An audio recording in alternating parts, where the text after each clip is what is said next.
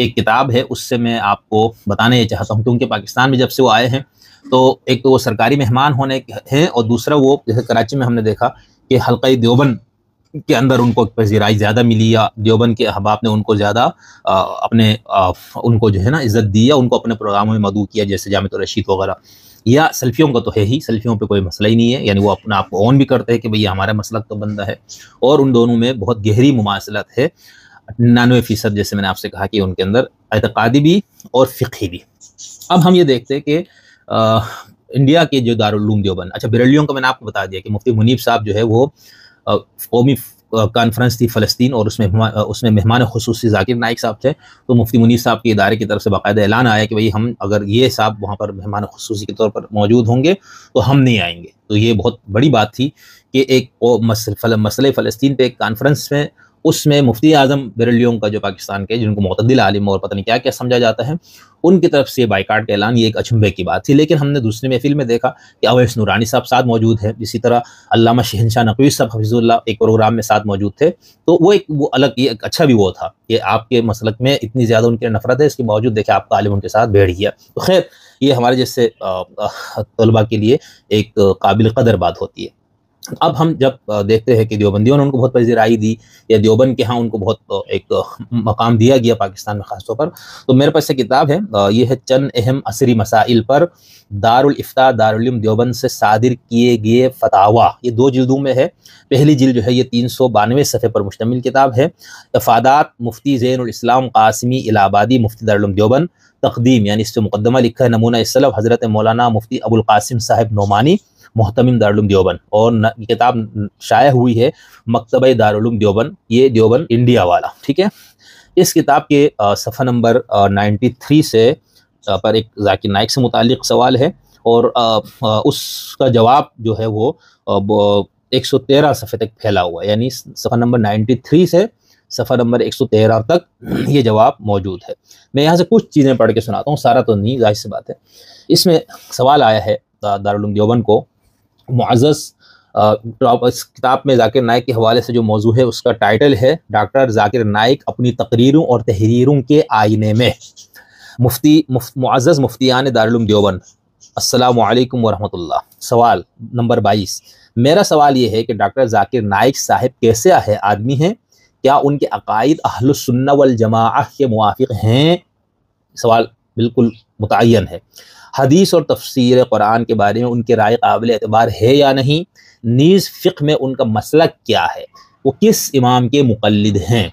ہم ان کی باتوں کو سن کر ان پر عمل کر سکتے ہیں یا نہیں؟ عذرائے کرم تشفی بخش جواب عنایت فرمائے. سوال کرنے والا کا نام ہے ریاض احمد الہ آباد سے، اور یہ 1432 ہجری. ٹھیک ہے. جواب لکھنے والوں نے لکھا ہے، پہلے ایک توضیح دی ہے کہ ڈاکٹر ذاکر نائک صاحب سے متعلق اکثر سوالات آتے رہتے ہیں. استفتاء حاضہ بھی اسی سلسلے کی ایک کڑی ہے. اس میں ڈاکٹر صاحب کی عقائد، ان کا فقہی مسلک اور قرآن و حدیث سے متعلق ان کی تشریحات کے بارے میں تفصیلی جواب کی درخواست کی گئی ہے. اس لیے ڈاکٹر صاحب کی تقریر اور تحریر کی روشنی میں ایک مفصل جواب لکھا جاتا ہے. بسم اللہ الرحمن الرحیم. الجواب وباللہ توفیق والعصمہ حامدن و مسلین و مسلمن. ڈاکٹر ذاکر نائک صاحب کی اب یہ جواب شروع ہو گیا. ڈاکٹر ذاکر نائک صاحب کے بیانات میں عقیدے سے انحراف، پہلا ان کے اوپر جو لانچھن یا الزام، جو بات ان کی طرف سے ہے، ذاکر صاحب کے بیانات میں صحیح عقیدے سے انحراف، قرآن کریم کی تفسیر میں تحریف، من مانی تفسیر، سائنسی تحقیقات سے مرعوبیت، اسلام مخالف مغربی افکار سے ہم آہنگی، اور فقہی مسائل میں سلف صالحین اور جمہور امت کی راہ سے روگردانی جیسی گمراہ کن باتیں پائی جاتی ہیں. نیز وہ امت مسلمہ کو ائمہ مجتہدین کی اتباع سے پھیرنے، دینی مدارس سے برگشتہ کرنے اور علماء حق سے عوام کو بدگمان کرنے کی کوشش میں مصروف ہیں. ذیل میں ان کی گمراہ کن باتوں میں سے چند ملاحظہ فرمائیں. اس کے بعد سب سے پہلے انہوں نے عقیدے سے متعلق بات کی کہ جو ایک انتہائی نازک چیز ہے، جس میں تھوڑی سی بھی لغزش بس اوقات ایمان کا خاتمہ کر دیتا ہے. ٹھیک ہے، کہ خطرہ بن جاتی ہے. پھر اس کے بعد بہت چیزیں دی کہ فتویٰ دینے کا حق کس کو ہے، تفسیر میں منمانی تشریح اور تحریف معنوی، اس کے اوپر انہوں نے کچھ مثالیں دینے کی کوشش کی ہے دارالعلوم دیوبند نے، انڈیا نے۔ اسی طرح اس کے بعد انہوں نے ان کی کچھ فقہی آراء اور اس کے بعد ان کے کچھ اور چیزوں کو بھی انہوں نے موضوع بحث بنایا ہے۔ ائمہ مجتہدین کے اتباع سے فرار، یعنی وہ ان کو سمجھتے ہیں کہ وہ غیر مقلد ہے، جس کو ہمارے اہل حدیث یا سلفی کہا جاتا ہے، جیسے کہ میں نے گزشتہ اس میں آپ کو تفصیل سے بتایا تھا۔ تو یہ سارا کچھ انہوں نے لکھا ہے کہ ڈاکٹر صاحب کون ہے، فلاں فلاں فلاں۔ اس کے بعد صفحہ نمبر 111 پر لکھا ہے کہ الغرض، ان تنقیدات کی روشنی میں معلوم ہوا کہ ڈاکٹر ذاکر نائک صاحب بہت سے مسائل میں اہل السنہ والجماعت کے عقائد سے ہٹے ہوئے ہیں۔ قرآن و حدیث کی تشریح میں لغت عرب اور سلف سے منقول تفاسیر کو نظر انداز کر کے عقل خام کی مدد سے تفسیر کر کے تحریف معنوی کے شکار ہیں۔ نیز وہ یعنی ڈاکٹر صاحب علوم شرعیہ اور مقاصد شرعیہ سے گہری واقفیت نہ ہونے کے باوجود کسی امام کی تقلید نہیں کرتے، یہ ہے وہ سلفی یا وہابیت یا اہل حدیث جس کو کہا جاتا ہے، بلکہ الٹے وہ ائمہ مجتہدین پر تنقید کرتے ہیں۔ اس لیے ان صاحب یعنی ڈاکٹر صاحب کی باتیں ہرگز قابل اعتبار نہیں۔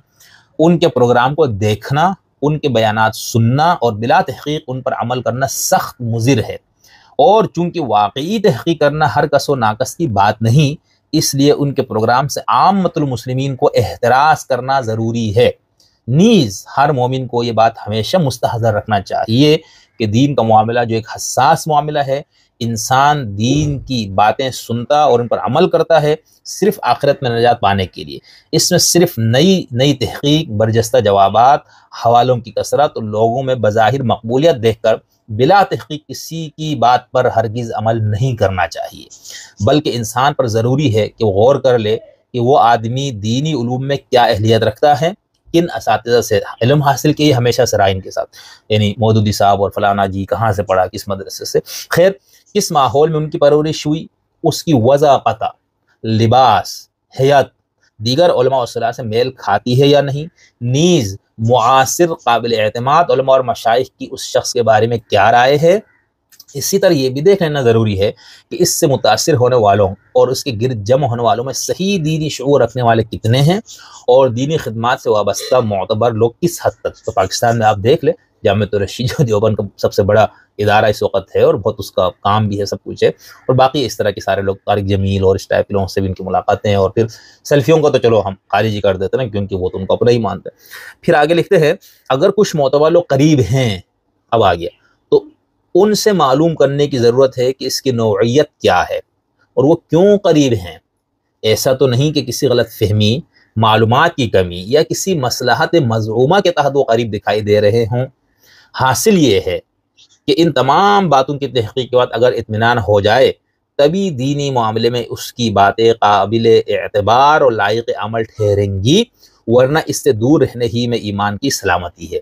پھر مشہور تابعی محمد بن سیرین کا مقولہ لکھا ہے کہ ان ھذا الدین دین فانظروا عمن تاخذون دینکم، یعنی دین کی باتوں کو سننے اور سیکھنے کے لیے ضروری ہے کہ خوب غور کر لو کہ کیسے لوگوں سے علم حاصل کر رہے ہو اور دین سیکھ رہے ہو۔